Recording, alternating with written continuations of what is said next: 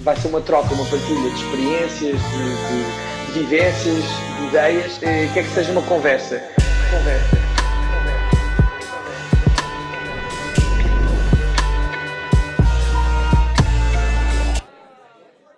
Malta, sejam muito bem-vindos a mais um episódio do Next Top Companhia. Hoje trago um convidado que se calhar é um bocadinho fora da curva do tipo de convidados que costumo trazer. Olá, Henrique. Olá, tudo bem? Tudo bem. Como já sabem, vou começar o episódio por pagar contas. Este episódio tem o apoio do Legumes e Outros Vícios, vocês estão fartos de saber, mas é um restaurante de comida saudável onde vocês podem fazer as vossas encomendas de marmitas semanais todas as semanas e eles entregam em qualquer ponto do país. Tem várias opções, zero carb, low carb, bulk e extra bulk. Também tem opções vegetarianas e podem usar o código NEXTTOP para 20% de desconto na primeira encomenda. Henrique, seja bem-vindo aqui ao Next Top. Eu vou começar por fazer uma apresentação sobre ti e depois, a partir daí, começamos a nossa conversa. Henrique Prata Ribeiro, médico psiquiatra, 34 anos, nascido em Beja, mas consideras-te de Coimbra por teres lá vivido a vida toda. Verdade. Em miúdo, foste diagnosticado com hiperatividade e déficit de atenção. Desde miúdo também, dizias que querias ser médico, mas ali por volta do teu 8º ano começaste a achar que querias direito e quase foste para humanidades. Mesmo assim, continuaste em ciências para poderes ter uma opção de escolha mais abrangente quando fosse hora de escolher. A tua mãe queria que fosses para direito, o teu pai economia, dizendo que achavam que não terias muito jeito para medicina. Isto meio que funcionou como um desafio para ti e entraste em medicina para ver se gostavas. Já no curso de medicina foi a lacuna que sentiste que existia sobre a vertente de ciências humanas que te começou a despertar o bichinho para o estudo da mente e a especialidade de psiquiatria. Hoje em dia trabalhas no Hospital Beatriz Ângelo, em Lisboa, no estabelecimento prisional de alta segurança de Monsanto, és professor na Católica e ainda coordenas uma estrutura para a saúde mental nos Açores. Autor de 2 livros, escreves para a comunidade de cultura e arte, convidado de vários podcasts e programas de televisão para falar sobre saúde mental. Senhor Doutor, com apenas 34 anos, como é que se faz tanta coisa e se chega tão longe? Epá, sabes que eu não sei se é tanta coisa. Eu acho que fui tendo sorte nas coisas que escolhi para ir fazendo. E aquilo que passei a tentar fazer, mas já desde o início do meu internato, do internato médico, onde tu tiras uma especialidade, foi a dedicar o meu tempo às coisas que pudessem ter o maior impacto possível. Então eu também procurei sempre estar ligado a projetos ou iniciar projetos ou ir atrás de causas que eu achava que iam ter impacto para os doentes. E acho que foi assim, não é propriamente fazer tantas coisas, é mais as coisas que eu fiz acabaram por ter algum impacto porque eu procurava esse impacto na saúde pública, se quisermos pensar assim. E tu achas que esse impacto que tu queres ter na sociedade e na saúde pública é a tua paixão pelos doentes mentais ou está ligado à tua hiperatividade que tu tens, que eu nem sequer sei se transiciona para os adultos, mas Sim. porque tu não, ser médico só para ti não chega. Eu nunca quis ser só médico, não é? Eu isso sempre disse aos meus pais que eu ia para a medicina, mas nunca seria só médico. E sempre quis estar ligado a outras áreas e vou estando, mas não te sei dizer, quer dizer, há uma parte que depende da personalidade das pessoas. Tu estares disponível para fazer coisas e teres energia e quereres sair de casa e ir conhecer mais uma pessoa para um projeto novo. Isto tem relação com a personalidade. Agora, acho que as pessoas vão procurando coisas que lhes deem propósito e que as façam contribuir de forma ativa para a comunidade deles. Acho que ter impacto através do meu trabalho na vida das pessoas, e nem digo só das pessoas com doença mental, porque depois tu, quando entras na área da saúde mental propriamente dita, por exemplo nos Açores, tu começas a entrar nas áreas da prevenção e portanto a partir daí estamos a falar de toda a gente, ou quando venha um podcast ou quando vou a um programa de televisão e estamos a falar de informação, levar informação às pessoas e quebrar estigma não é uma coisa diretamente relacionada com doença, não é? E portanto no fundo é um contributo para a sociedade através de uma área médica que é a psiquiatria. E esse espaço, mencionaste agora e bem, sempre que vais a um programa de televisão ou a um podcast, como é que tu ganhaste esta relevância no espaço público? Olha, quase como em tudo o que tu referiste aí, por acaso.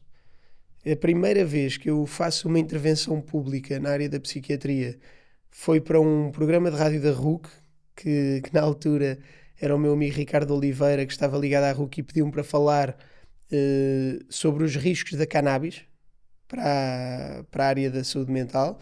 E eu fui e fiz essa explicação, mas pronto, a RUC, uma coisa sem imagem, não é gravado por telefone.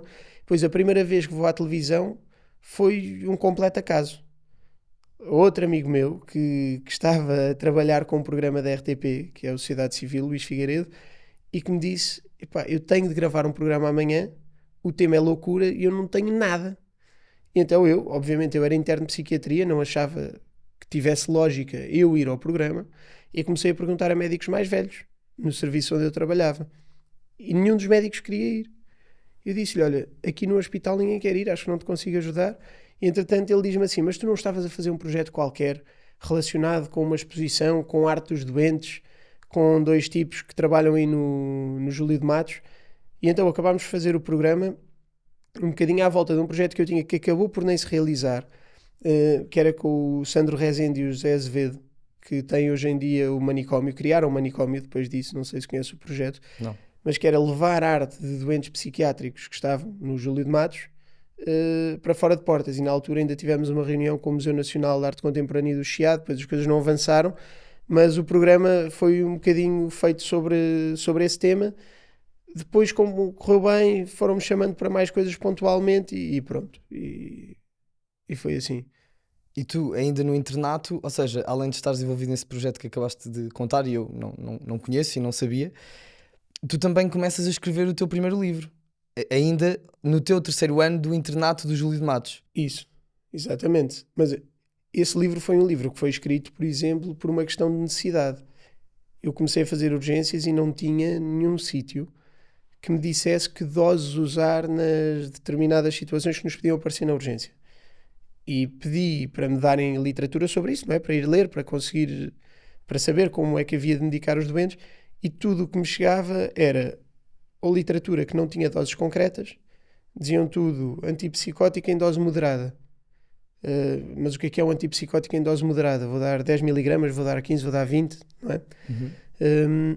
E então surgiu esta ideia com o André Ponte, que agora vamos lançar em setembro um livro novo juntos, outra vez, mas surgiu esta ideia com o André Ponte e estruturámos aquilo que seria necessário para cobrir a área de urgências no geral, e depois fizemos convites a pessoas que tinham um interesse dentro dessas áreas específicas. E, portanto, o livro de urgências é um livro que foi escrito, no total acho que participaram 52 pessoas. Portanto, é um livro que nós coordenamos, tem a visão que nós queríamos, que é ter indicações concretas, doses concretas das coisas, mas é um livro colaborativo, se quisermos assim. Ou seja, qualquer que seja o interno hoje em dia na área da psiquiatria, usando esse livro, é como se fosse um guia prático para pessoas que passaram por onde tu passaste, mas hoje em dia com mais informação. Sim. Que fármacos usar, em que circunstâncias. Sim, no fundo é essa a premissa base do livro. Ok. E como é que foi? Porque, ou seja, eu tenho vários amigos médicos, mas não estou dentro do mundo da medicina. E acredito eu que tanto na medicina como em tantas outras áreas, a malta mais velha é sempre um pouco mais resistente à mudança. E tu entras aqui como, desde muito novo, como um agente de mudança. Digamos que meio, diria, progressista / revolucionário. Não sei se chegamos a... Como é que foi lidar, como é que as pessoas mais velhas lidaram com isso e que repercussões teve na tua carreira? Acho que depende dos temas e depende das áreas. As participações públicas eram inicialmente muito criticadas. Os psiquiatras tinham desaparecido da vida pública e não havia espaço, ou não se considerava adequado estar alguém. Eu ainda por cima não era psiquiatra ainda, não é? Quando comecei a fazer comunicação pública. Essa parte tenho noção de que não era muito bem vista. Por exemplo, quando comecei, quando me apercebi de que as pessoas com esquizofrenia tinham de pagar pela medicação mais recente e achei que isso estava errado, até havia alguns psiquiatras que concordavam comigo, mas não queriam aparecer em público a falar sobre isso. Na altura, o único psiquiatra do meu hospital que aceitou falar sobre isso também foi o Rui Durval, que é assim um psiquiatra mais velho e mais progressista também, mas na altura ninguém queria falar disso, porque tinham medo de ser ligados às farmacêuticas por estarem a defender que o Estado devia pagar medicação. Pronto, sim, uma coisa meio estapafúrdia, mas também já houve coisas nas quais tive muito apoio de médicos mais velhos. Aliás, eu ainda hoje trabalho, se fores ver, eu trabalho com o professor Daniel Sampaio em vários projetos, e é uma pessoa muito mais velha. Eu acho que não é bem uma questão de idade, é uma questão da predisposição que algumas pessoas têm ou não para a mudança.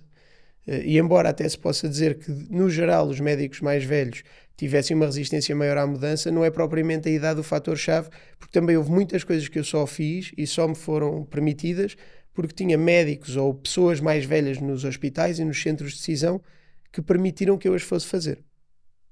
E porquê que achas que te permitiram? Porque concordavam com a tua visão, porque veem potencial em ti? E pá, porque eu sou um chato do caraças. Acho que essa é a razão principal. No fundo, acho que sim. Acho que tinham de acreditar que as coisas tinham lógica. A consulta para vítimas de violência doméstica com a APAV, por exemplo, foi criada no meu primeiro ano de internato. Eu ainda nem sequer, quando criei o protocolo, ainda nem sequer fazia consultas de psiquiatria de forma autónoma. Era um protocolo já para quando eu começasse a fazer consultas de forma autónoma. Portanto, aí é preciso haver alguém que diga, ok, vou dar uma hipótese a este miúdo de ter esta consulta específica deste tema dentro do hospital. Portanto, tem sempre de haver, e quando nós falamos de coisas que foram implementadas em serviços, basta pensar no programa dos Açores. O programa para a saúde mental dos Açores, eu fui convidado, eu tinha 32 anos quando fui desenhar e implementar um programa de saúde pública. Portanto, tem de haver alguém mais velho que está a correr um risco e que está a dizer, eu vou tentar inovar e acho que este miúdo pode ter um papel nisto. Portanto, acho que as pessoas mais velhas, mais do que um entrave, porque as que não se querem relacionar com a mudança simplesmente ficam de lado, não é? Mais do que um entrave, foram sempre uma ajuda até. Isso é interessante a forma como explicaste isso.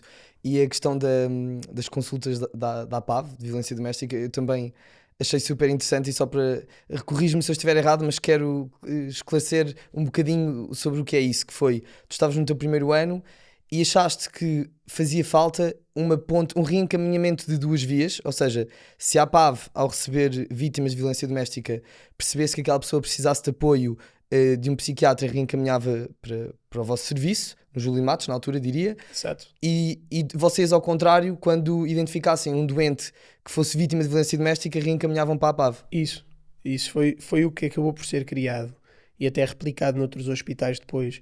Mas o motivo foi porque a minha orientadora de formação no Júlio de Matos tinha uma consulta de PTSD. E eu ia assistir às consultas e tinha sempre muitos veteranos de guerra. Normal, não é da guerra do ultramar. PTSD, desculpa, é só para esclarecer, porque há pessoas... de stress pós-traumático. E tinha sempre muitos veteranos de guerra. E eu perguntei-lhe se não costumavam aparecer vítimas de violência doméstica. E a minha orientadora comentou que não. E eu achei estranho. E depois a minha mãe foi como voluntária, levou a APAV para Coimbra. Portanto, levou o gabinete da APAV que existia em Lisboa para Coimbra. E perguntei à minha mãe. E a minha mãe disse que ia falar com o João Lázaro, que era e é ainda o presidente da APAV, e ele disse, nós não conseguimos arranjar psiquiatras. E eu disse, ok, mas esta resposta pode estar nos serviços públicos desde que haja um encaminhamento. A única coisa que nós precisamos é que haja uma triagem inicial que deve ser feita por psicólogos. E a APAV psicólogos tinha. E, portanto, era possível fazer essa triagem. E criou-se essa consulta, que entretanto tenho mesmo pena, mas penso que quando eu saí do Júlio de Matos acabou por ser extinta. Lá. Era a próxima pergunta que te ia fazer, se o protocolo ainda existe. O protocolo é válido, porque o protocolo está assinado. Eu penso é que ninguém pegou naquelas consultas, por assim dizer. Pena. É pena, mas noutros hospitais acho que está ativo ainda. E outra curiosidade que eu tenho, porque eu próprio, aqui num desabafo mais pessoal, só para tu saberes, eu faço terapia à volta de 4 anos. Todas as semanas faço psicoterapia. A terapia convencional. Eu queria perceber, e tu acabaste de referir que é o psicólogo que tem a função de encaminhar para psiquiatra, caso, não sempre diria, e tu já vais explicar melhor, mas para ti quais são as diferenças fundamentais da psicologia e da psiquiatria? Então, as diferenças fundamentais, para mim, a linha principal está na doença. Tu estás doente, vais a um médico, normalmente. E os psicólogos o que fazem e o que têm são uma data de ferramentas, portanto também é uma coisa científica e estudada, mas tem ferramentas que te dão para tu lidares com a tua ligação aos outros e ao teu redor. E, portanto, coisas que te estejam a afetar no teu dia-a-dia, que podes ter técnicas que te ajudem a minimizar o stress que isso te causa e a passar a estar novamente num estado de paz, digamos assim. Claro que a psicoterapia, essas técnicas que os psicólogos fazem, também são muito importantes para pessoas que têm doença psiquiátrica. Só que quando as pessoas têm doença, já devem estar a ser acompanhadas também por um psiquiatra. Depois, outra diferença importante é que os psiquiatras fazem os diagnósticos, que são médicos. E para te dar um exemplo, nós na psiquiatria, os nossos diagnósticos são diagnósticos de exclusão. O que é que isto quer dizer? Há vários diagnósticos em que nós temos sempre que excluir outras causas que não sejam psiquiátricas. Isso requer que nós, muitas vezes, tenhamos de passar análise de sangue, TAC crânioencefálica. Portanto, esse tipo de exames são exames médicos, têm de ser pedidos por médicos e, portanto, os psiquiatras fazem os diagnósticos médicos de forma definitiva. Claro que um psicólogo vai fazer, e pode fazer, diagnósticos sindromáticos, que é identificar o quadro de sintomas e encaminhar para um psiquiatra. Mas diria que estas são as diferenças principais. Ok, no fundo, a doença mental também pode ter repercussões físicas, é o que tu estás a dizer. E tem, mas no fundo... esta diferença também não é assim tão estanque, porque há vários psiquiatras, e hoje em dia, principalmente na minha geração, a maior parte dos psiquiatras tem formação em psicoterapia também. Ok? Portanto, isto depois não é completamente estanque, mas diria que a principal é quando as pessoas estão doentes, vão ao médico. Quando estão numa fase com uma dificuldade de adaptação, podem procurar um psicólogo. Na maior parte das vezes, para tratar, por exemplo, depressão, ansiedade, vamos trabalhar em equipa, vamos trabalhar em conjunto. Quanto a perguntar se há manifestações físicas, eu acredito que é tudo manifestação física, certo? Só que a nível cerebral, a nível dos neurotransmissores, estamos a falar de uma parte física microscópica que nós não conseguimos ver de forma tão fácil. Mas hoje em dia tens doenças como, por exemplo, a depressão, que eu passo a vida a dizer que nem é sequer só uma doença do cérebro, é uma doença sistémica, que está ligada a marcadores inflamatórios e que vai afetar o corpo de tal maneira que aumenta o risco da pessoa desenvolver cancro, diabetes, doenças cardiovasculares. Portanto, são doenças que têm impacto e afetam verdadeiramente a parte física, se quisermos chamar assim, embora eu não goste desta designação. Por isso é que digo não psiquiátrica. Eu percebo o que queres dizer e, ou seja, leigamente muita gente diz, está tudo na mente. E a verdade, depois de ouvir a tua explicação, está mesmo tudo na mente. Ou seja, e é verdade, e eu já tive casos próximos de pessoas depressivas familiares, e a pessoa fica doente como um todo, está sempre doente, com o sistema imunitário em baixo. Sim, porque há isto, há um processo inflamatório que não é circunscrito ao cérebro, nem a uma área do cérebro. Afeta o sistema todo, afeta todo o sistema da pessoa. E por isso a depressão é uma doença que tem um impacto mental e que não é exclusivo aos sintomas psicológicos. E que felizmente tem cura. E uma pergunta, eu quero muito fazer-te esta pergunta: como é que um psiquiatra ou um profissional da saúde mental toma conta da sua própria saúde mental? Assim, eu acho que já depende também, mais uma vez nós voltamos aqui, depende sempre da base, não é? Da base genética, da tua base de crescimento, se tu tiveste traumas de infância ou não. Todos os fatores de risco que são válidos para a população geral são válidos para os psiquiatras. Eu o que faço? Eu posso dizer o que eu faço, não é? Eu tento todos os dias fazer alguma coisa fora do meu trabalho. É muito raro o dia em que eu acordo, vou trabalhar e chego a casa, trabalho e vou para a cama. Eu tenho de treinar pelo meio, posso ir jantar com amigos, posso fazer alguma coisa, mas é muito raro o dia em que eu só trabalho. E essa é a minha forma de me proteger, digamos assim, da pressão que este tipo de trabalho possa causar em alguns dias. Pressão. Eu sinto que os nossos dia-a-dia, o dia-a-dia da população em geral, e principalmente nesta camada jovem, ok? Eu tenho 31, tu tens 34, pronto, estamos aqui próximos da mesma geração e estamos a lutar para construir uma carreira melhor, uma vida melhor, e sinto que há muito esta cultura do hustle, digamos assim, estamos sempre a correr atrás. E eu falo, isto é uma experiência própria. Eu sinto eu sinto que existe muito stress na minha vida, pá, porque eu tenho um emprego normal, estou a correr atrás deste sonho que é o podcast. Que impactos é que isto pode ter, ou seja, de que forma é que isto se pode manifestar como algo que me possa preocupar? Sim, tudo o que gere pressão, tudo aquilo que seja criador de pressão para ti, e essa percepção de pressão vai ter efeitos negativos a nível da tua saúde mental. Claro que na maior parte das vezes, e o que deve acontecer, é que as pessoas, tendo aquilo que se chama um estado de saúde mental, estão capazes de reagir e de responder aos stresses do dia a dia, e portanto esses stresses não vão causar doença. Agora, quando o stress é demasiado forte ou a pessoa não tem o nível de resiliência para aguentar esse tipo de stress específico, pode-se desenvolver uma doença psiquiátrica. Mas que normalmente, se estivermos a falar da questão do stress, as pessoas conseguem perceber, como tu estás a referir agora, que estão sob stress e podem fazer pequenas mudanças à rotina delas, e nem sempre o stress nem sempre está associado, tem relação com as horas de trabalho, com a carga, mas muitas vezes está só relacionado ou com pequenos pormenores da tua semana de trabalho, ou com a forma como tu estás a olhar, porque o stress está muito ligado à forma como a própria pessoa o percepciona, não é? Tu sentes stress ou não sentes stress, e às vezes não dá para explicar nem as situações, nem o número de horas, portanto não é uma coisa assim tão linear. Agora nós sabemos que o stress, obviamente, é prejudicial. O stress está constantemente a causar agressões no cérebro, certo? No cérebro, e não só, a nível do sistema endócrino também, através do eixo hipotálamo-hipófise suprarrenal, e portanto isso vai fazer com que o organismo esteja a produzir determinadas substâncias como se estivesse sempre sob ameaça.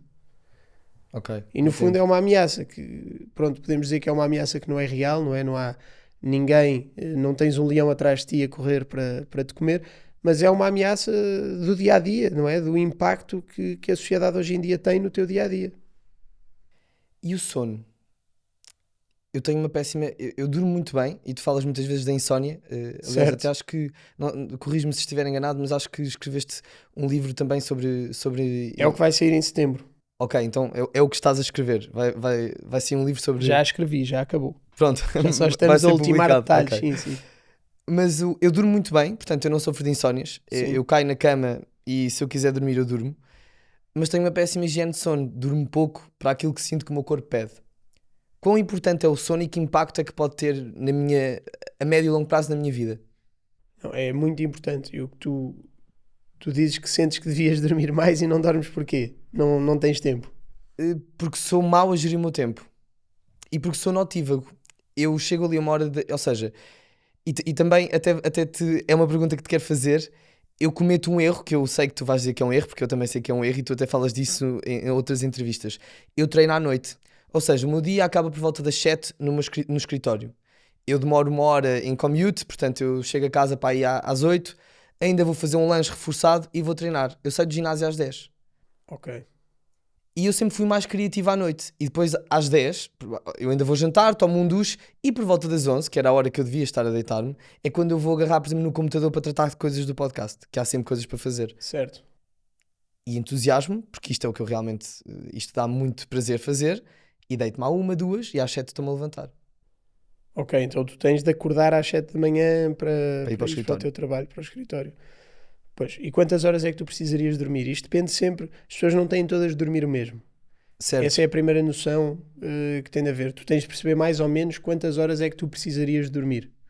Eu E sei tu se calhar responder. chegas à cama e dormes de forma tão direta porque tu estás em privação crónica de sono. Isso é o mais provável. Mas diz lá então quantas horas é que terias de dormir. Eu se dormir 7 sinto que é insuficiente. Quando, Ok. em dias que treino, porque eu faço um treino Sim. pesado, ou seja, eu precisava dormir 8 horas por noite. Ok. Pronto. E não as durmo. Então tu estás a dormir 5? 6. Por norma, depois 6, fica ali um certo. bocado. Pronto, é de menos. Tens de conseguir organizar-te. Isso é literalmente a pessoa conseguir organizar o dia dela de forma a dormir aquilo que precisa dormir. A privação crónica de sono é péssima.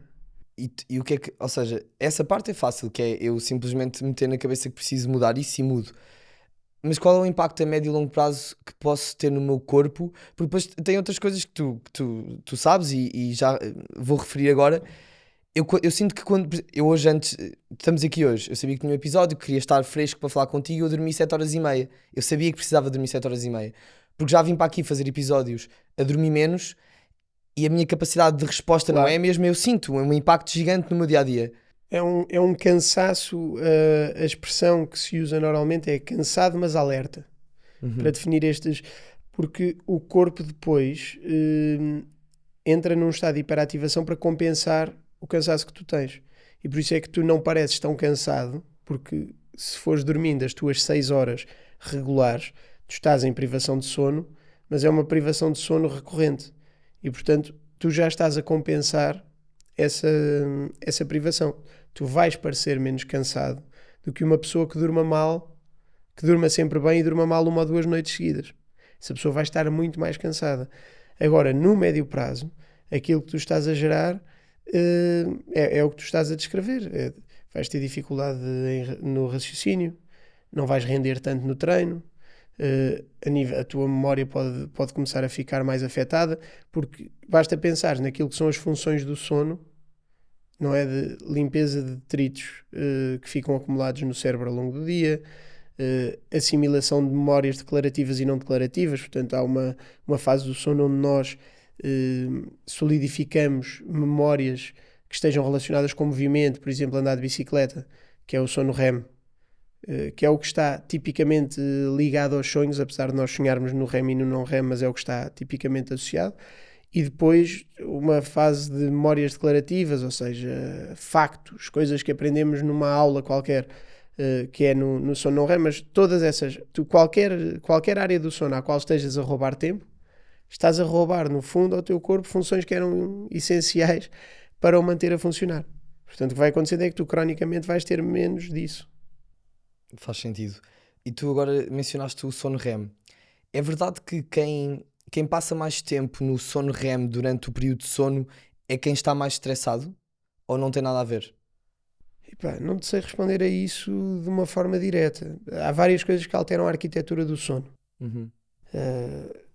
Tu podes dizer, uma pessoa que esteja estressada se calhar não tem o mesmo tempo ou não tem a mesma percentagem de sono profundo do sono N3. Não sei se obrigatoriamente vai ter um aumento do REM. Eu pergunto-te isto porque eu tenho este tracker, A Whoop. a Whoop. Whoop, podias patrocinar o podcast. Mas eu uso a Whoop exatamente por isto, para fazer tracking do sono. Nem é do treino, é mesmo do sono, para tentar melhorar a minha higiene de sono e saber que tenho que dormir mais horas por noite. E hoje, curiosamente hoje de manhã, recebi uma notificação a dizer que passei mais tempo do que é normal no meu REM sleep, Sim. significando que poderia estar mais estressado. E foi por isso que eu te fiz esta pergunta. É um sono um bocadinho mais superficial, no fundo. E desculpa, deixa só adicionar isto. E curiosamente hoje acordei com a sensação que realmente sonhei muito. Eu tive uma noite agitada. Pronto, mas normalmente quando tu te lembras dos sonhos, quer dizer que o sono está a ser mais superficial. E as pessoas, nós temos pequenos despertares à meia da noite de que normalmente não nos lembramos. São coisas que não... Tu acordas, viras-te para o lado, continuas a dormir e não te lembras que acordaste. E o que pode acontecer é, estando estressado, tu podes ter tendência a não entrar tanto no sono profundo e ficar mais nesta fase mais superficial do sono e ir readormecendo e ter mais despertares. Agora não te consigo dizer assim uma correlação direta entre stress e aumento do sono REM. Ok.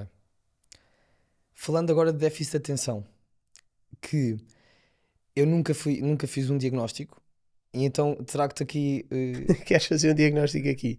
Não, de todo. Mas quero partilhar contigo a minha experiência, que acredito que seja muito parecida a de muita gente que nos está a ouvir, e queria perceber se isto tem alguma ligação a déficit de atenção em si. Por exemplo, vou-te dar um exemplo. Eu quando estou... Isto acontece se tu estiveres num local rodeado de pessoas e estiveres a observar, isto acontece. Eu quando estou desconfortável num círculo social, ou se estou num momento em que não estou bem ali, por exemplo, algo que eu faço de imediato é agarrar no meu telemóvel. Acho que toda a gente faz isso. Com PHDA ou não. Certo.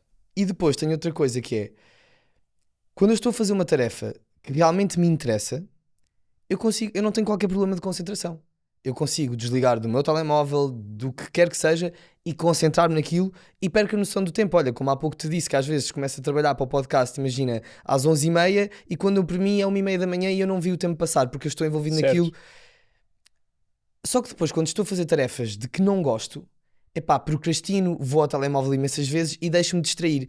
Isto pode ser considerado déficit de atenção ou é simplesmente falta de controle minha? Acho que isso, e uma forma tão curta, não dá para te dizer que tens déficit de atenção. Acho que toda a gente prefere fazer coisas de que gosta e que o entusiasmem e vai trabalhar melhor a produzir em coisas que entusiasmem. Déficit de atenção é muito mais do que isso. São outras coisas que são típicas. Por exemplo, uma pessoa com déficit de atenção, normalmente, eu vou dizer assim coisas genéricas. Entretanto, eu acho que tu querias mesmo um diagnóstico em direto no podcast. Não, de todo mesmo. Eu estou a brincar. Sim. Mas, coisas como levantar-te porque te falta uma caneta na secretária e tu levantas-te para ir buscar uma caneta e a caminho vês a cozinha e vais à cozinha, comes qualquer coisa, de repente olhas e tens uma caixa de uma lâmpada que já deixaste na mesa da cozinha porque devias ir pôr a lâmpada não sei o quê. Dás por ti e vais pegar na lâmpada para ir pôr não sei onde, mas vês que falta uma peça qualquer do candeeiro e dizes, epá, tenho uma loja já aqui, vou. E tu dás por ti. Precisavas de escrever um essay qualquer, tinhas um trabalho qualquer que tinhas de acabar, precisavas de uma caneta e dás por ti e estás no IKEA mais próximo, preso durante 3 horas a comprar coisas no carrinho. Pronto, isto é uma coisa mais típica das pessoas com hiperatividade e déficit de atenção. Não é só essa dificuldade, que também existe, em estar atento, por exemplo, a aulas que demorem muito, aulas que sejam um pouco estimulantes do ponto de vista visual, porque também é possível estimular as pessoas com hiperatividade e déficit de atenção a estarem mais atentas do que é normal para elas. Tens aquelas aplicações, por exemplo, que põem as pessoas a ler com negritos. Tens aulas que são dadas num formato mais dinâmico. Essas coisas prendem a atenção a toda a gente. Mas o funcionamento de uma pessoa com hiperatividade e déficit de atenção, para além de outras coisas, tem este tipo de padrão, normalmente. Ok, muito mais do que simplesmente eu agarrar no telemóvel como um mecanismo de distração quando estou aborrecido. E é uma perturbação no neurodesenvolvimento. O que é que isto quer dizer? Quer dizer que as pessoas que têm sempre tiveram. Às vezes há pessoas que dizem, eu sempre fui uma pessoa ultra atenta, ultra concentrada, ultra focada e agora não me ando a conseguir concentrar, acho que desenvolvi hiperatividade e déficit de atenção. Não funciona assim, portanto é uma perturbação do neurodesenvolvimento. E o diagnóstico tem de ser feito, obviamente, com detalhe, com rigor, em consulta. Ok. E estávamos a falar agora de aplicações, telemóvel, redes sociais. Redes sociais é o que eu quero introduzir, que é, pá, nós vivemos colados às redes sociais, as gerações mais novas ainda mais. Tu achas que causam um perigo ou uma ameaça ao desenvolvimento de doenças mentais nas camadas mais jovens e mesmo nos adultos? Eu tenho sempre... Eu sei que está muito na moda bater nas redes sociais. Eu acho que depende muito mais da forma como nós as usamos, não é? Eu acho que as redes sociais no geral são coisas boas. Aproximam as pessoas, podem combater a solidão, que é um dos grandes problemas que nós temos hoje em dia, especialmente com a população mais idosa. Claro que pode gerar a tal pressão, não é? Que falámos há bocado da pressão psicológica. As pessoas sentem pressão psicológica e essa pressão psicológica pode aumentar, por exemplo, a probabilidade de tu desenvolveres uma inflamação cerebral que predispõe ao desenvolvimento de uma doença psiquiátrica. Ou se tu quiseres falar de casos de bullying online, claro que aumenta a probabilidade de tu desenvolveres uma perturbação psiquiátrica. Há uma data de interações possíveis que aumentam o risco de tu desenvolveres uma perturbação psiquiátrica. Agora, elas não são exclusivas das redes sociais. O que as redes sociais fizeram é que tu podes estar suscetível a essas agressões todo o tempo, de todos os dias, a todo o momento. E, portanto, isso sim causa impacto e aumenta o risco. Portanto, nós podemos dizer que aumenta o risco, mas também tem uma data de coisas boas que potenciou. Portanto, tenho sempre dificuldade em dizer sim as redes sociais. Agora, se tu me disseres, as pessoas devem ser educadas desde muito novas a regrar o tempo que se expõe às redes. tal como a regrar o tempo a que se expõe a notícias estressantes, como as notícias da guerra da Ucrânia, ou as notícias de Gaza, ou as notícias da Covid na altura. Portanto, tudo isso aumenta o stress nas pessoas. Mas em relação às redes sociais em concreto, se as pessoas devem ser educadas a aprender a fazer uma gestão do tempo que passam lá, sem dúvida. Se os miúdos devem ser ensinados o que é que podem partilhar, não podem partilhar, sem dúvida, porque um dos problemas que há, não é, as pessoas fazerem partilhas que se tornam virais e que são prejudiciais para elas, e haver public shaming, quer dizer, tudo isso tem impacto, não é? Porque vai gerar stress, vai causar agressão à pessoa. Agora não te consigo dizer taxativamente as redes sociais são péssimas. Vai sempre Não- depender de caso para caso. Acho que sim. Tu referiste a questão das notícias, é interessante porque ouvi num podcast que deste que tu chegaste a receitar, digamos, ou recomendar a pacientes teus que não vissem mais de X tempo de notícias, principalmente na altura da Na Covid. altura da Covid. E um dos estudos que saiu e foi feito em Portugal averiguou exatamente isso, que as pessoas que consumiam mais notícias, mais tempo de notícias em relação à Covid, tinham mais sintomas psicológicos do que as outras. Há pessoas que ainda não recuperaram. Portanto, às vezes a capacidade de ignorar é benéfica, não está constantemente exposto. E claro, há pessoas que não recuperaram. Isto é como em tudo. Isto é aquelas teorias da lei dos grandes números, não é? Tu sujeitares toda a gente a um stress igual, uniforme, a maior parte das pessoas sujeita a esse stress vai ter sintomas psicológicos e vai recuperar. Vai voltar ao estado. Ou seja, são pessoas que têm a saúde mental em dia, digamos assim. E, portanto, conseguem reagir a esta agressão e regressar ao seu normal. Se a agressão for muito pesada durante muito tempo, a probabilidade de causar um impacto que leva a doença em mais pessoas é maior. E sempre que tu levas uma população a um determinado nível de stress, a maior parte volta, mas há sempre uma franja pequena que já tinha uma predisposição maior, estava num momento de maior fragilidade, podemos pôr as coisas como quiseres, mas há sempre uma população pequena que vai acabar por progredir para a doença. E o que aconteceu com a Covid foi isso. Houve pessoas que se envolveram em excesso, principalmente perturbações depressivas e de ansiedade, e essas pessoas têm de ser tratadas hoje em dia nos cuidados de saúde. Faz sentido. A franja de pessoas afetadas, a franja de pessoas expostas foi maior e mais pessoas ficaram afetadas. Sim, exatamente. Mudando agora de tema, eu sei que é um tema que é algo que tu falas muito, que é a psiquiatria forense. E eu sei que para exercer psiquiatria forense, corrijo-me se eu estiver enganado, eu fiz o trabalho de casa, mas há coisas Certo. cruzei muita informação. Se eu souber, eu digo. Acho que sabes. Sei que é necessário, por exemplo, para tu poderes responder a quesitos de juízes, em qualquer que seja o caso, sei que é preciso cumprir uma série de requisitos primeiro, ter alguns anos de experiência, trabalhar em estabelecimentos prisionais, não sei se isto é verdade ou não. Não, tu estás a pensar na subespecialidade de psiquiatria forense, acho eu. É isso, ok. Pronto.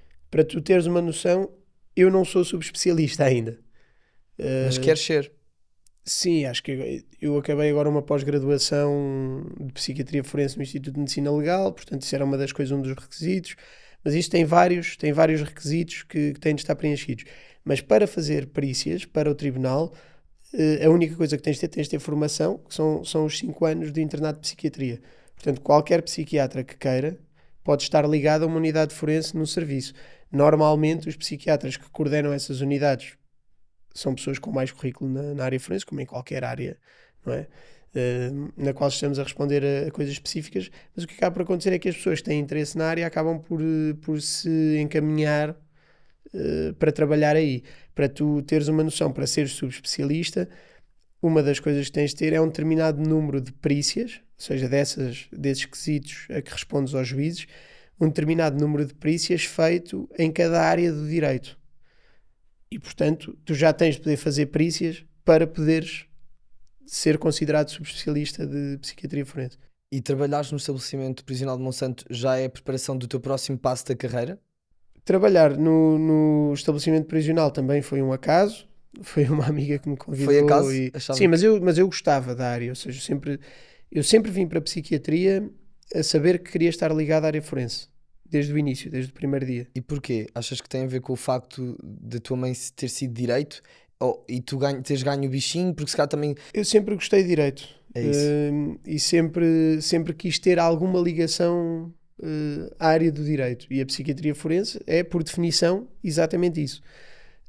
A prisão foi um acaso, mas que foi um acaso engraçado. É uma população completamente diferente.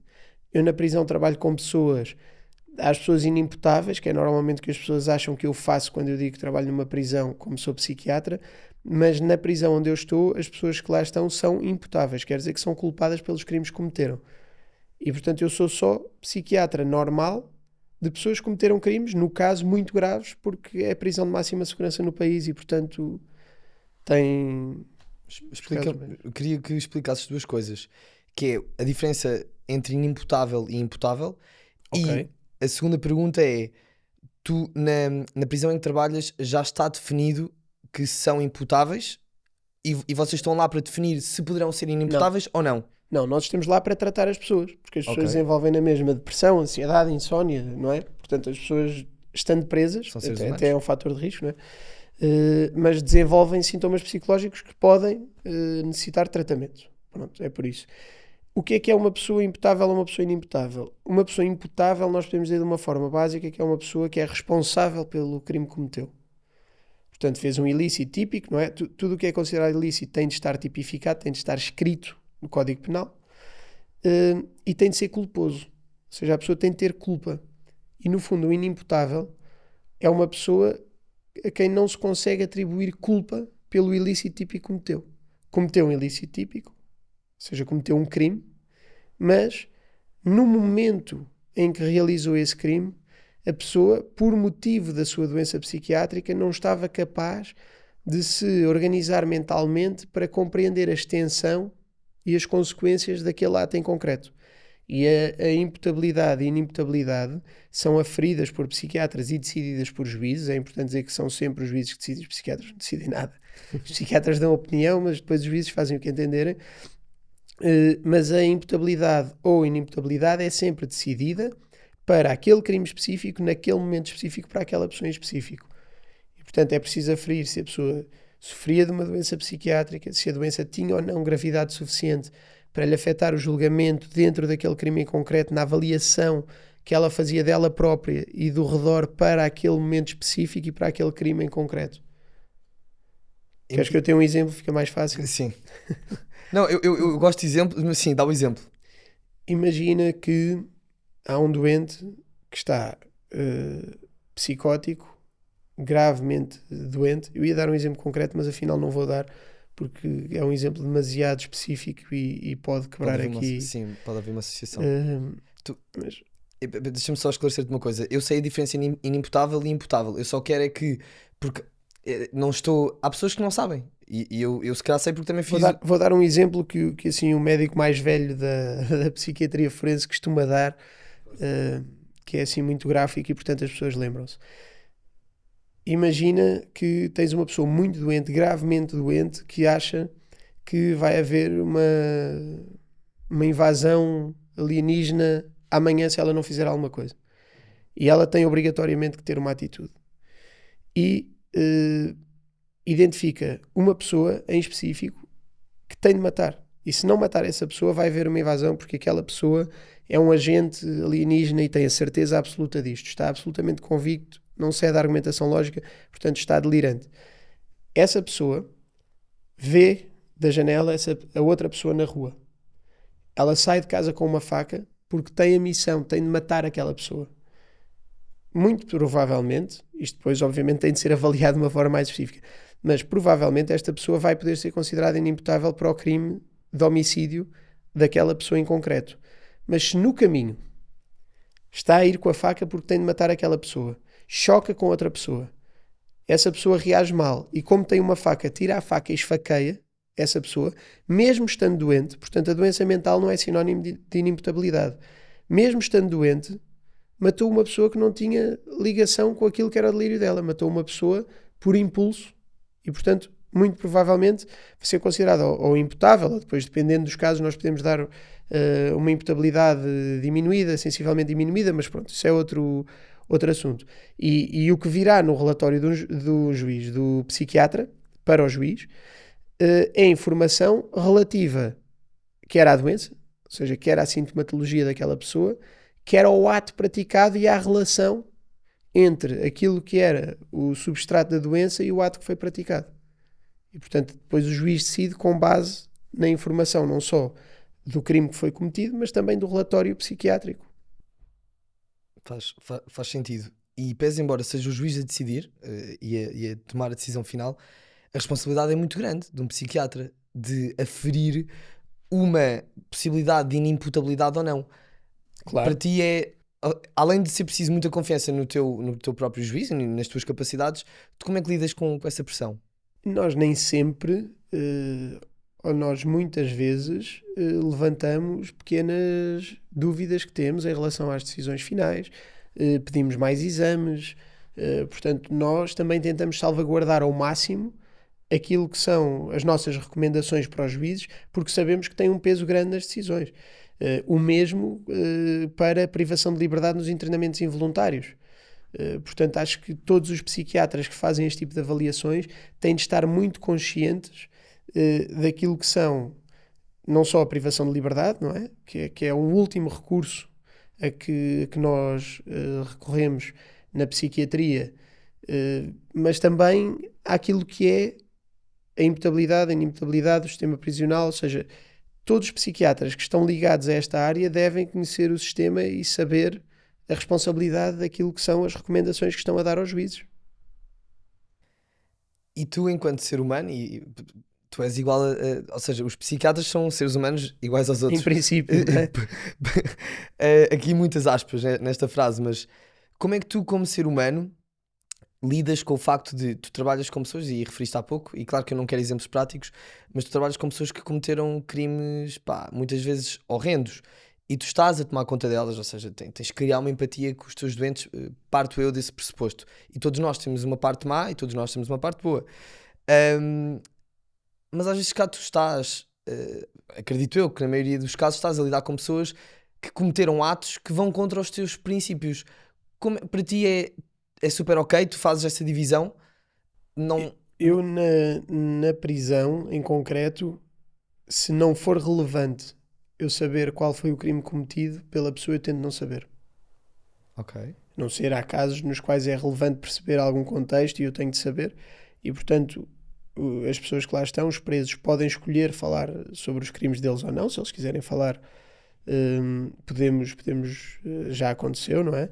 Mas normalmente eu tento focar-me em tratar aquelas pessoas, e eu acho que é muito mais difícil com determinados crimes nós conseguirmos ter o mesmo nível de empatia. E portanto é uma coisa, quer dizer, mas é humana, e tu tens de tentar combater isso quando estás naquela posição. Já me aconteceu ter um doente, mas aí nem foi na prisão, foi mesmo no hospital, mas que vinha por ordem do tribunal para ser tratado obrigatoriamente no contexto de uma pedofilia, e eu não consegui, ou seja, tive ali um momento no qual não consegui lidar com a postura que aquele doente em concreto estava a ter com o ato que tinha cometido, porque eu tinha de perguntar, não é? Sabe porque é que aqui está? E a forma indiferente com que ele respondeu, sim, olha, vim para aqui porque violei 3 crianças, mas pronto, isso acontece, são coisas da vida, não tenho...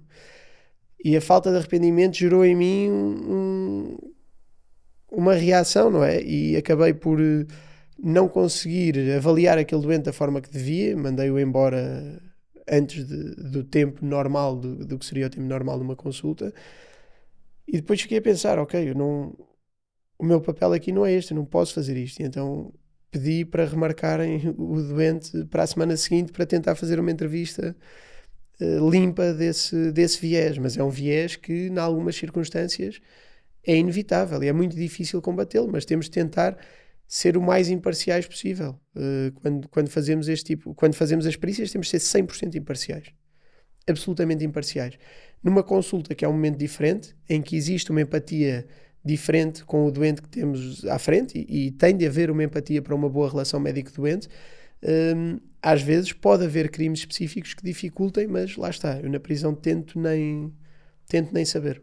A experiência também já te muniu de saberes o que é que pode funcionar melhor e não, e se calhar é uma decisão tua mesmo não querer saber.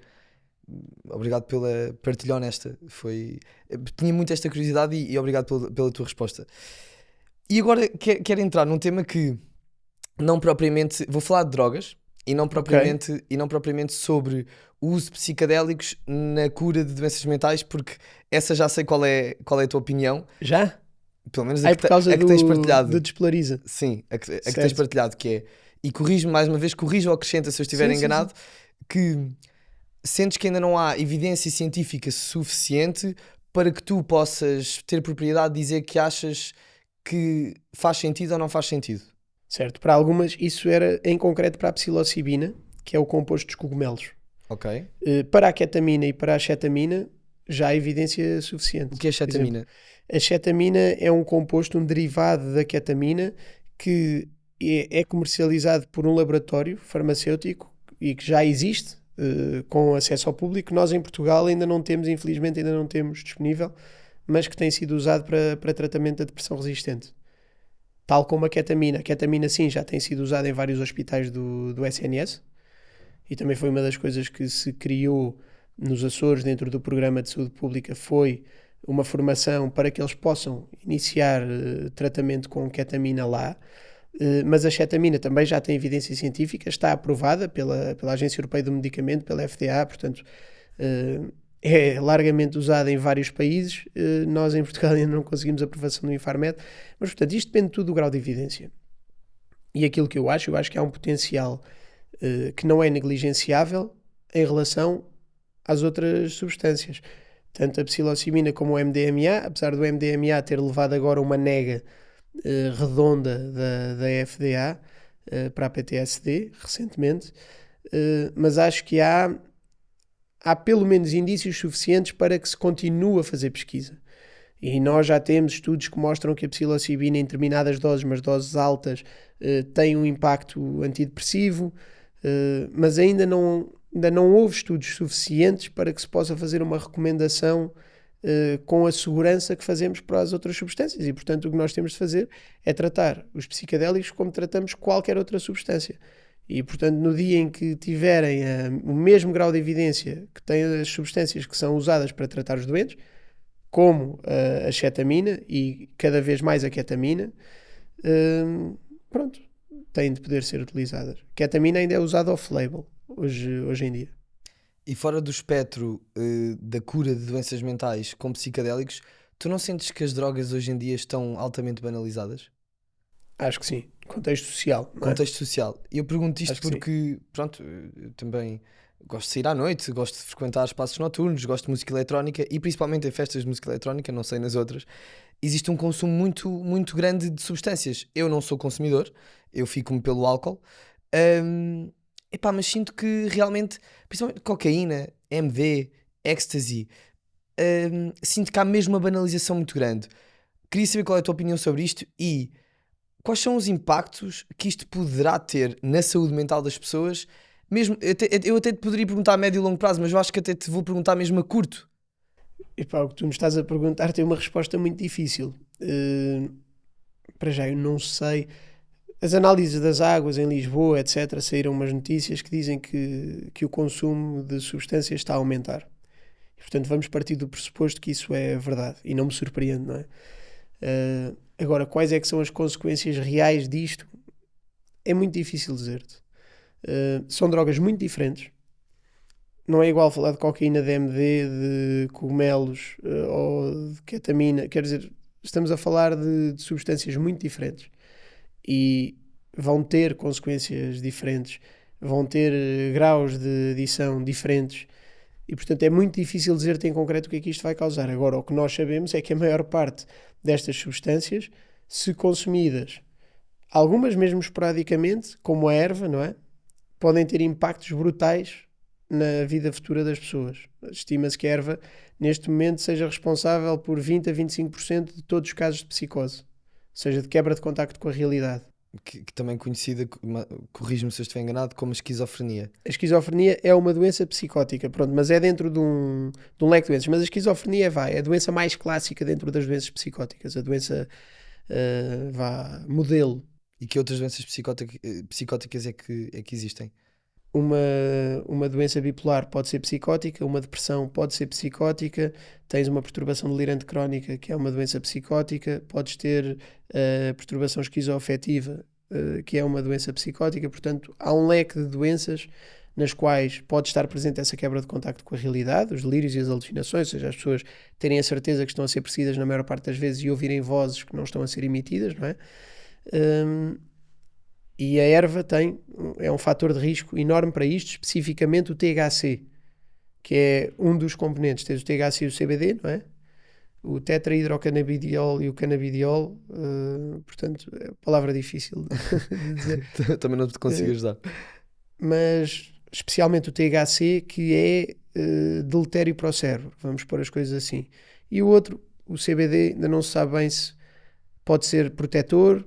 Neste momento acha-se que não faz nem bem nem mal. Pronto, é mais ou menos isto.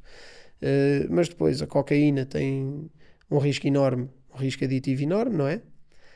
E um risco de induzir, em pessoas que tenham predisposição para isso, pode induzir estados de humor alterados. O MD, talvez com menos consequências, mas tem ressacas emocionais violentíssimas no dia seguinte, não é? A maior parte dos utilizadores reportam isso. E portanto cada droga tem os seus riscos. Todas, de alguma forma, são substâncias psicoativas e portanto que têm um papel no cérebro e vão alterar o normal funcionamento do cérebro. É muito difícil dizer-te o que é que vai acontecer especificamente, não é? Cada pessoa tem ou não predisposição para determinado tipo de doenças ou para determinado tipo de funcionamento, e isso vai determinar o que é que cada uma das drogas vai fazer em cada pessoa. Tu podes ter pessoas que fumam erva durante anos e não vão desenvolver uma doença psicótica, e há uma pessoa que fuma erva uma vez ou duas e, como tem uma genética que a vai predispor, faz o clique e desenvolve uma doença psicótica para a vida. E portanto depende muito das drogas, do momento em que são tomadas. Quer dizer, agora, certamente os efeitos não serão bons para a população. E tu disseste aqui, há pessoas que podem fumar uma ou duas vezes e desenvolver de imediato porque já há essa predisposição na genética da pessoa. Poderá existir o caso de alguém que tome, e tu falaste das ressacas violentíssimas no dia seguinte de MD, que são reportadas pelos utilizadores. Poderá existir a toma ou o uso de uma droga que te cause um efeito que não seja reversível? Ou o cérebro tem sempre a capacidade de Então, voltar? mas é exatamente isso. O desenvolvimento de uma psicose, tu certamente já tiveste, assim, em termos sociais, amigos que foram fumar umas ganzas e bateram mal. Exatamente. E muitas vezes o bater mal é um estado psicótico curto, que as pessoas acham que estão a ser perseguidas, ficam com medo e depois regressam ao estado base. Eu que diria, por exemplo, a pessoas que... Claro que isto tem um risco muito maior antes dos 30 anos, vamos pôr as coisas assim, quando as pessoas são mais novas. As pessoas que tenham batido mal uma vez é para nunca mais, a minha opinião é para nunca mais tocarem em erva. Pessoas que tenham familiares de primeiro grau que tenham tido uma doença psicótica, nem pensar em alguma vez tocar erva. Já nem digo as outras, não é? Que têm risco e podem não saber, mas aqui, se há um risco concreto... Portanto, há casos em que de facto o cérebro volta a funcionar normalmente, mas quando tu desenvolves uma doença psicótica que fica para a vida, o cérebro já não voltou ao normal. O cérebro já vai estar alterado. Se tu tiveres o azar de, com consumos, teres um primeiro episódio de uma doença bipolar, é muito possível que tu voltes a ter episódios de doença bipolar. E como é que isso pode manifestar no caso da bipolaridade específica, por exemplo? O que acaba por acontecer, ou os casos que nos chegam, são maioritariamente pessoas que desenvolvem episódios maníacos, seja de aumento muito grande de energia, desinibição, não precisar dormir, e que acabam por, depois dos consumos, não sair desse estado. Mas lá está, isto são pessoas que têm predisposição, só que nós não temos uma forma direta de saber se temos a predisposição genética ou não. Portanto, ninguém tem... Talvez no futuro isso aconteça. Tu chegas a um festival, metes um dedo, tiram-te um bocadinho de sangue ou fazem uma análise qualquer e dizem: olha, o senhor MD e cocaína tudo bem, com moderação, agora erva e êxtase proibido. Pronto, não sei. Isto pode acontecer no futuro. Agora, neste momento, nós não sabemos e, portanto, as pessoas vão jogando uma roleta russa. Faz sentido. Saindo do assunto das drogas, as doenças da mente são avaliadas, isto, uma frase... Doenças da mente. As doenças da mente, como é que eu deverei dizer melhor? Não, doenças psiquiátricas, As não doenças sei. psiquiátricas, ok, obrigado, são avaliadas, isto foi uma frase tua, com base na postura, discurso, conteúdo do pensamento e percepção. Uhum. Tu, enquanto médico tu, enquanto médico psiquiatra, sentes que estás sempre a trabalhar? Ou seja, estamos aqui a Não. conversar e tu estás a fazer essa avaliação constante? Não estou. Claro, pode acontecer, saltar-me à vista alguma coisa assim mais gritante, mas não. E quais são as vantagens de ser um perito da mente humana? Não sei se há muitas, pá. Não sei, olha, eu gosto do que faço. Portanto, aí é uma vantagem. Acho que é a melhor parte é que eu gosto do que faço. Depois talvez nos permita olhar para o mundo e para os outros de uma forma ligeiramente diferente, porque estamos muito sujeitos e muito predispostos a pensar sobre as interações com os outros, sobre atitudes, sobre ações. Portanto, talvez possa fazer com que tu sejas um bocadinho mais introspectivo nesses pontos, mas não vejo assim, quer dizer, não vejo assim nenhuma vantagem Não é enorme para além de eu gostar do que faço. Mas isso também pode trazer desvantagens. Sentes que tens uma porque... Sentes que há alguma porque no fundo é quase como se tu... Claro que estou a hiperbolizar bastante. Sim. Mas é quase como... É um superpoder. Tu tens conhecimento da mente humana e se calhar certos comportamentos tu consegues detectar, pronto, precaver certas situações, digamos assim. Talvez, sim. Especialmente relacionado com determinados tipos de personalidade. Acho que talvez aí para nós fique um bocadinho mais fácil saber o que esperar dos outros. Em certa medida, estamos a falar de uma coisa limítrofe. E lá está, eu como te disse, eu fora do meu trabalho não estou atento se esta pessoa fez isto ou aquilo, ou disse aquilo desta maneira ou aquela, não é o meu perfil. Mas sim, talvez possa haver um viés profissional que te faz perceber mais rapidamente o tipo de personalidade da pessoa com quem estás a lidar. Ok. E voltando atrás, e tu há pouco disseste que a forma como tu lidas com a tua saúde mental é todos os dias sentes que não queres e não trabalhas só. Pronto, tens as tuas atividades, divertes-te, vais ao ginásio. O quão importante é na vida de alguém o ócio e o lazer e o prazer, fazer algo que gostamos para a saúde mental? Pergunto isto e deixa-me só adicionar aqui que eu comecei este projeto do podcast em fevereiro e eu tive, de fevereiro a abril, eu estive, pronto, foi o lançamento, era tudo novo para mim, eu tinha que ganhar rotinas, há muita coisa que eu faço sozinho, tive que aprender, YouTubes, é tudo um mundo novo para mim e eu queria aprender como se faz. E meio que estive enclausurado, hiperbolizando, em casa, principalmente aos fins de semana, que é quando eu tenho mais tempo, porque Certo. durante a semana trabalho. Epá, e senti ali um ponto em que os meus amigos meio que fizeram uma intervenção, disseram, pá, Campanhã, tens que relaxar, vamos também divertir-nos, e passei até, te digo, acho que até ando a divertir-me demais, porque depois há coisas que perco, Quiseste compensar. sim, mas sinto que tem ajudado muito, mesmo criativamente, porque estou mais leve, Qual é a importância disso? Em termos criativos, o ócio é essencial, não é? É muito importante. Tu conseguires ter espaços virtualmente sem fazer nada em que no fundo deixa o teu pensamento divagar. Para a criatividade é essencial e vem mais do que descrito, não é uma questão psiquiátrica, não é? Depois, tu estavas a falar no fundo isto era um hobby teu que acabou por se tornar trabalho. E no início provavelmente nem sentias grande pressão a fazer isto, mas depois à medida que tens timelines, tens de cumprir determinados requisitos, tens de publicar coisas aqui ou ali, tens de editar vídeos, passa a ser como um trabalho. Correto. E portanto estas horas passam a ser horas que tu tens de considerar como horas de trabalho também. E aí tu se calhar passaste uma semana de 35 ou 40 horas de trabalho para uma semana de 50. E portanto a partir dos 50, a partir das 50 horas o risco de burnout, por exemplo, já aumenta. E a partir das 60 ainda mais. E portanto é algo a que vais ter de ter atenção e deves tentar ter tempo para fazer coisas de que gostes, ter tempo para estar com os teus amigos, tens de tentar manter-te ativo para lá do teu trabalho e do que fazes com o podcast, obviamente. Faz sentido e obrigado pela recomendação. Tu falas de um gráfico do PES, para quem jogou Pro Evolution Sim. Soccer, que é um jogo de futebol, ou seja, um gráfico, diria que hexagonal, não sei se é hexagonal, Sim, pentagonal, pode ser. diria, não Depende sei. do que tu quiseres incluir lá, sim. No PES acho que era pentagonal. Pronto, e nós temos, e tu explicas isto, e mais uma vez, eu até prefiro que sejas tu a explicar, mas aquela analogia que tu fazes entre o gráfico e as várias vertentes da nossa mente que podem indicar a prepotência para... Eu normalmente uso isso para personalidade, não é? Não sei onde é que tu viste, nem o que é que... Por acaso foi no podcast da Diana em que tu explicas que todos nós, ou seja, temos um gráfico e depois temos uma predisposição ou certas características em nós. É isso. Ok.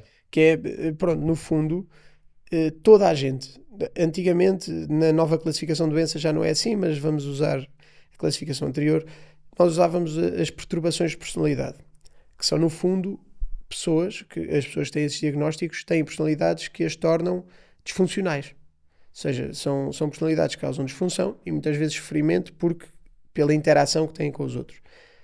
Mas toda a gente, na personalidade delas, tem traços de cada um destes tipos de personalidade, e por isso é que eu gosto desse exemplo do PES, que é como se tu tivesse um pentágono em que tu vais ter mais ou menos, por exemplo, vais ser uma pessoa mais ou menos obsessiva, e há pessoas que são mais obsessivas do que outras, mas não têm uma perturbação obsessiva ou compulsiva, não é? Vais ser mais ou menos neurótico, portanto há vários traços de personalidade que toda a gente tem, e vai ter ou mais ou menos, ou num grau que já causa alguma disfunção, e nem todas as pessoas que têm traços de personalidade que causam disfunção têm obrigatoriamente uma perturbação de personalidade. Pode ser uma coisa mais ligeira. E portanto é assim um bocadinho, e por isso é que se alterou a classificação diagnóstica, para ser uma coisa mais do espectro de determinados traços de personalidade. É a ansiedade a doença mental do século, ou pelo menos dos próximos 10 anos? É mais prevalente em Portugal. Portanto, E quais são os... Eu pergunto a ansiedade porque acho que todos nós, numa escala maior ou menor, somos um pouco ansiosos, principalmente devido àquilo que temos vindo a viver nos últimos anos. Foi a Covid, foi a porque guerra. a ansiedade nem sempre é uma doença. Ok, então eu quero que me fales um bocadinho da ansiedade e esclareças, porque acredito que se calhar muita gente lá em casa poderá sofrer de ansiedade ou achar que sofre. Certo. Quais são os sintomas mais comuns e de que forma é que isso realmente pode vir a tornar-se uma doença? A ansiedade em si é um sintoma psicológico como qualquer outro.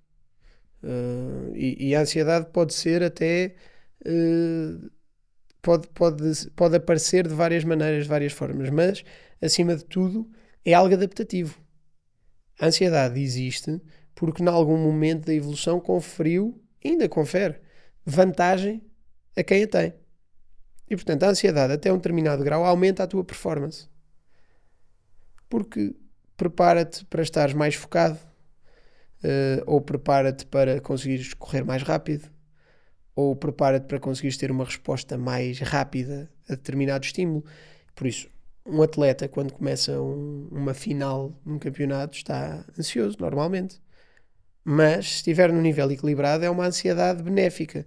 Uma pessoa que vai fazer uma apresentação está ansiosa, está mais focada, provavelmente. O problema é quando estes sintomas começam a evoluir para um nível em que causam prejuízo em vez de vantagem. Pronto. E aí, a partir de um determinado nível de impacto no dia, podemos falar de uma perturbação de ansiedade, que depois pode manifestar de variadíssimas maneiras. Isto quer dizer, a coisa clássica da pessoa sentir falta de ar, coração a bater muito rápido, mãos a tremer, suor, alterações gastrointestinais. Quer dizer, tudo isso está ligado a estes sintomas de ansiedade exacerbados. E sim, obviamente, a forma como nós vivemos hoje em dia, a pressão que há na sociedade, mas também a atenção que consegue haver para com as pessoas, gera ansiedade. Eu digo atenção porquê? Porque nós passamos a chegar muito mais às pessoas em anos recentes. Diz assim, antigamente não havia ansiedade. Também há muito essa conversa. Antigamente não havia ansiedade. Claro que havia, só que era uma coisa tão banalizada, ou não havia perturbações, não havia doença. Claro que havia, só que as pessoas tinham outras preocupações na maior parte das vezes, como tentar sobreviver, ou encontrar comida, e portanto, simplesmente nós não temos um report, não temos relatórios que nos digam como é que eram os níveis. Mas sim, claramente a vida de hoje em dia também é geradora de ansiedade, mas quando me dizem que antigamente as pessoas tinham menos, eu não sei se isso é verdade. Basta pensar, quer dizer, há 100 anos, as pessoas literalmente não tinham que comer, morriam pessoas à fome todos os anos. Certamente isso gerava ansiedade. Agora as pessoas, se calhar, não tinham um psiquiatra para as tratar, não tinham sequer um médico a quem recorrer, não tinham uma rede social para partilhar e para encontrar outras pessoas que sofressem do mesmo. Acho que esta sensação de que há um aumento brutal da ansiedade também está relacionada com a mudança dos tempos e da atenção que nós felizmente passamos a conseguir dar a essa área, e não propriamente ao facto da ansiedade antigamente ser uma coisa que não existia porque a vida era maravilhosa e as pessoas viviam no campo e não tinham preocupações. Acho que não. Aliás, a Europa andou em guerra durante 600 anos, não é? Portanto, as pessoas tinham preocupações até se calhar mais legítimas, não é? Que é, se calhar eu agora vou para o campo de batalha, são 3 da tarde, se calhar não volto.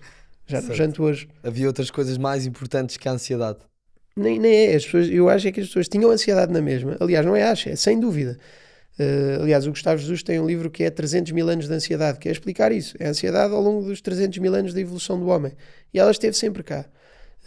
E foi até um fator de seleção, porque senão não tinha chegado aos dias de hoje. Portanto, ela conferiu vantagem. E certamente houve sempre casos nos quais as pessoas já tinham níveis de ansiedade exagerados ou desproporcionais e causavam disfunção, só que ia-lhes permitindo na mesma, se calhar é mais benéfico ter esses níveis ligeiramente disfuncionais do que não ter de todo e não reagir ao meio ambiente e não estar mais preparado quando chega uma agressão. Muito, muito interessante a tua explicação e o facto da ansiedade, se controlada pelo indivíduo, poder ser benéfica. Muito, muito fixe.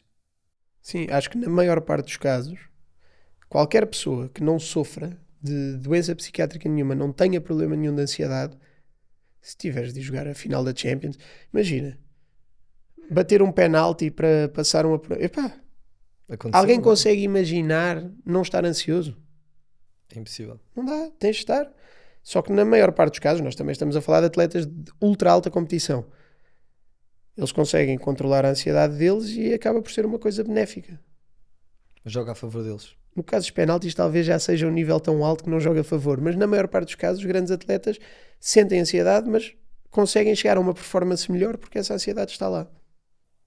Muito bem. Henrique, estamos aqui a chegar ao fim do episódio e eu concluo o episódio sempre com 2 perguntas. Ok.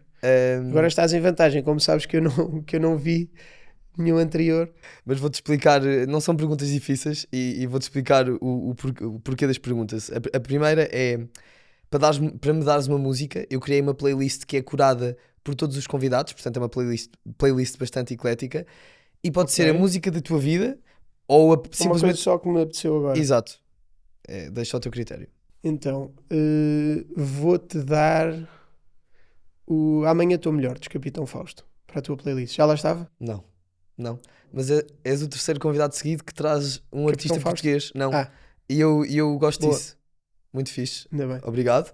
E a segunda pergunta é, o podcast chama-se Next Stop Campanhã, porque a campanha é o meu apelido. A última pergunta de encerramento é, qual é que é a tua próxima paragem a nível de projetos? O que é que, pronto, que já foram um bocadinho falados, vais lançar agora um livro, mas acrescenta o que tu quiseres. Pronto, essa é claramente a próxima paragem. Portanto, o lançamento de um livro para as pessoas tratarem a insónia em casa sem recurso a fármacos. E porquê? Porque a primeira linha de tratamento para a insónia é sempre psicoterapia cognitiva ou comportamental para a insónia, só que nós não temos nem psicólogos, nem estrutura, nem formação, na verdade, para haver uma disseminação destas técnicas para tratar a insónia das pessoas em Portugal. Portanto, este livro tem, para além de ser um livro que eu vejo como um livro científico para a população geral, tem esse objetivo de se tornar um livro de saúde pública. Depois, outras coisas, em termos de paragens profissionais, acho que não tenho assim nada. Sabes que eu planeio muito pouco. As coisas vão Eu vou acontecendo. andando, vou fazendo as coisas, planeio muito pouco. Portanto, neste momento, acho que só tenho mesmo, assim, que eu acho relevante dizer, só tenho esse livro a sair. Então vai ser um livro para a população em geral, não é um livro... Isso. Ok, ao contrário daquele, por exemplo, que lançaste no internato, esse é específico para... O do internato é muito dirigido a médicos, até médicos internos de psiquiatria. O segundo livro, que foi com o professor Daniel Sampaio, é muito dirigido a médicos de família. E agora este terceiro livro é para a população geral, que é para toda a gente que tem insónia e sofre de insónia, a poder tratar em casa sem recurso a fármacos. Isso é que agora estás de férias, queres partilhar as próximas paragens de destino? As próximas paragens de férias, então. Vou amanhã não, sábado vou a Sintra e depois terça vou às Ilhas Baleares. Também gosto bastante, e depois Algarve. Muito bem. É isso, Henrique, obrigado por teres vindo. Gostei muito de conversar contigo. Malta, vocês já sabem, chegámos ao fim de mais um episódio. Não se esqueçam de subscrever o canal, seguir-me nas redes, meter like, comentar, partilhar, tudo aquilo que vocês já sabem. Obrigado e até ao próximo episódio. Pronto, está feito.